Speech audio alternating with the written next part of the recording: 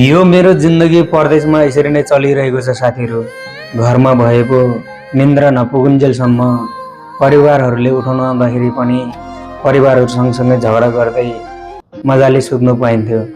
तर यहाँ त एकचोटि अलार्म बज्नु साथ जुरुक्कै उठेर आँखा मिच्दै मिच्दै ड्युटीतिर कुद्नुपर्ने हुन्छ साथीहरू। यस्तै छ परदेशमा हाम्रो जिन्दगी।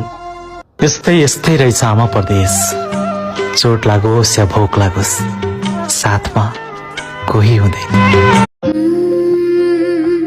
यो मेरो जिन्दगी परदेशमा यसरी नै चलिरहेको छ साथीहरू। घरमा भएको निन्द्रा नपुगुन्जेलसम्म परिवारहरूले उठाउन आउँदाखेरि पनि परिवारहरू सँगसँगै झगडा गर्दै मजाले सुत्नु पाइन्थ्यो। तर यहाँ त एकचोटि अलार्म बज्नु साथ जुरुक्कै उठेर आँखा मिच्दै मिच्दै ड्युटीतिर कुद्नुपर्ने हुन्छ साथीहरू। यस्तै छ परदेशमा हाम्रो जिन्दगी। यस्तै यस्तै रहेछ आमा परदेश। चोट लागोस् या भोक लागोस्, साथमा कोही हुँदैन।